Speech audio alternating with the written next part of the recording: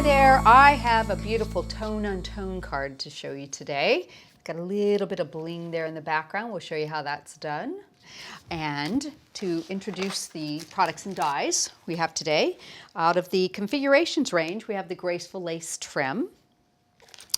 The center frame around our sentiment is from the Toronto, out of the Canadian collection.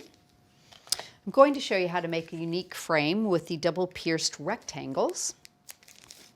And we're going to be doing a little bit of letter pressing with the Bed of Roses embossing folder. And a couple other products that we'll be using include the Mica Sparkle Pigment set. We're going to be using the Angel Gold dust out of that. The Clear Perfect Medium is what we'll use to apply that with our letterpress. And I'm going to use the self-adhesive pearl strips. These are the cream and they're double along the top there. Okay, so let's set those aside. And I'm going to start with the letter pressing. We'll do our background. So when you have an embossing folder, you have what's called a positive and negative side.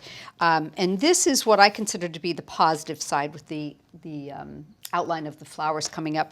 And this is what will eventually be the floor of your design. So it's got more solid area. Now this is the part that we want to do our inking with. Using a Clear Perfect Medium, I'm just going to press this into the center and ink this up as well as I can.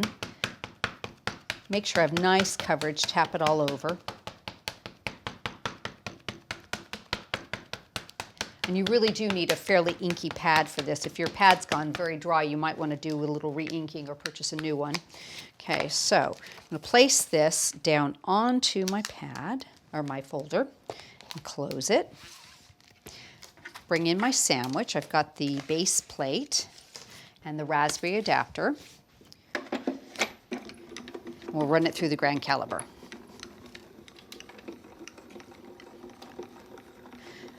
Now as that goes through, what happens is it transfers that ink into the floor of that design. Okay, pop this back up. And remember, we inked this bottom side, so I want that part of my card. And the other thing you probably should do is just give it a wipe with a grime boss. I don't have any handy, so I'll clean that later, but just, you don't want to have that stay inside of your embossing folder. Okay, so now all of the base of that has been, had the ink transferred down into it. So I'm just going to bring in a little piece of copy paper. And I've got my mica here, a little dusting brush. So we're just going to dust this all over. It's a very subtle, almost a tone-on-tone, little highlight of a gold that comes through on this, which is so pretty. There we go. Just give it a nice move around everywhere. That looks good. And then I'm just going to take a piece of kitchen roll here and give it a light wipe. That will take any excess bit off, okay? Put that to the side. You can see just how beautiful that is. It really does catch the light and shine. Absolutely gorgeous. Now the mica has a binder already in there, so once it hits that Clear Perfect Medium, it does stay to that. However, because it's recessed, you don't always get to take off all the excess. So if you want to give it a light spritz with water or even some aerosol hairspray, that'll keep it on there ever so nice for you. Okay, so that's all ready to go. So let's move forward. I'm going to do a frame for you. So let's bring these back in. Piece of milk card, and I'm going to start with my embossing first.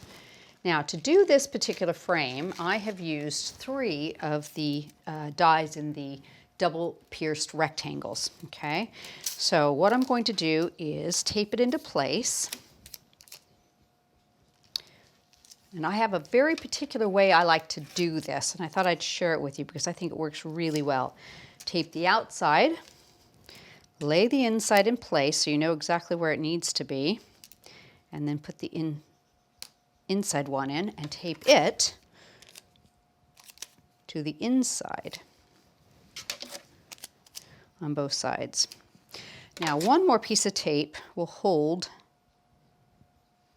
that middle one in place. And I'm short one piece of tape, so let's pop one here. Okay. So I've got both the outer and the inner tape separately, and then just the piece across the center holds that piece there. I'll pop that through. We'll do the embossing first.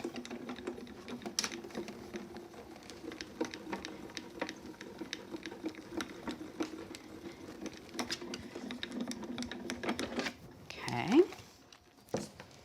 So next, what you want to do is transfer this to your cut plate. But now, you need to remove this piece of tape here and here. Get a hold of that. Oh, hold on, that one tore on me. Let me just get a hold of the rest of it.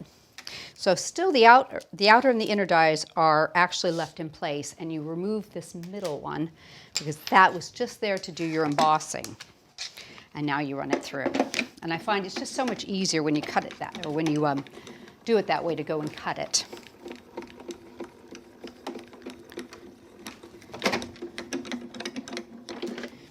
Okay, let's check it. Because of the size of this, we will probably need one more cut. So you need to turn it so that the rollers roll down this side now.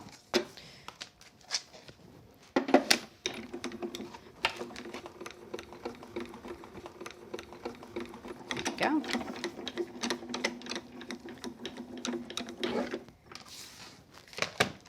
That should give us a nice frame. Let's just take everything apart.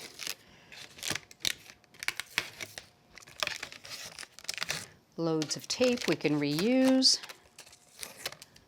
There we go. And our center bit. Now, we won't be using the center for this particular card, but you can save this for something else because it's a nicely cut rectangle there. Pop these back onto your mat. That's my waist. So you can see I've got a really nice embossed frame, and I've got all the detail of all the piercing embossed in the center, so it makes it a little bit unique with these dies. Now, the next thing, I've cut a couple of these Graceful lace edgers, okay, and a little bit of glue here. I'm going to just put some right along the spine, which is very, very, very tiny right there. Give it a little bit of a spread out, and then a little bit on either end, okay. I'm going to pop this up so that that part goes underneath on both sides,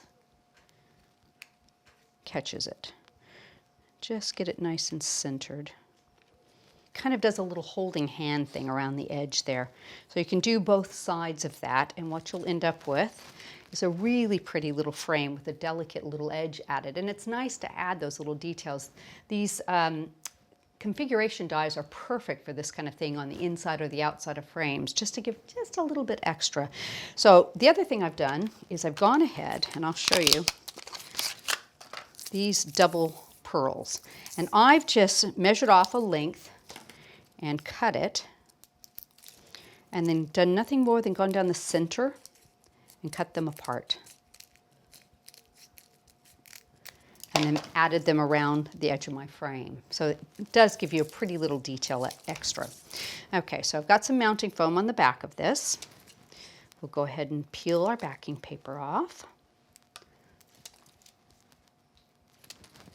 And mica is sort of like glitter in the fact that it won't allow things to stick to it as well, so you definitely want to add a little bit of glue. Get in the habit of doing that, just makes things a lot stronger. Okay, and I tell you what, I think I'll go this direction. Just try and center it. I think it's a tiny bit big, so we'll do a little bit of cleanup with our scissors. Yes, we will. Oops. Right along the edge here. There we go. So you can see a really pretty background there already started. I did some matting and layering, and I've used the milk card with the black as an accent. So we'll just pop a little bit of glue on the back of this. and center it right in the middle of that. Let me just lean in, see if I can get it straight. There we go. Give that a second. Okay, so now we've got the base of our card ready to go. I went ahead with the Toronto die and cut a tone-on-tone frame, and I've stamped my sentiment and covered it with a piece of self-adhesive sticky sheet.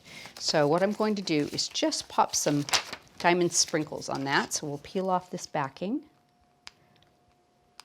Get a hold of that. I laugh, this is always the hardest part. There we go. Just trying to get that started. And underneath everything is my Cosmic Shimmer Diamond Sprinkles. Cover that. Be sure and have some copy paper or something underneath you so you can pour it all back in. Here we go. And peel off our mounting foam backing pieces again.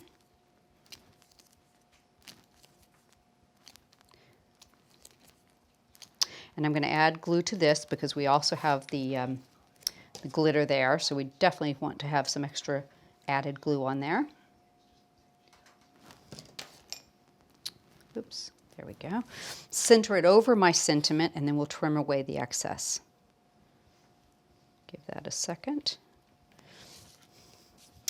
And my little scissors will be handy for this. Just get the extra bit that sticks out the edge. There we go. So that's nice and centered now. And we'll add that to our card.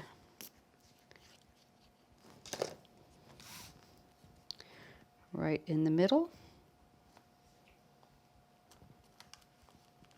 There we go.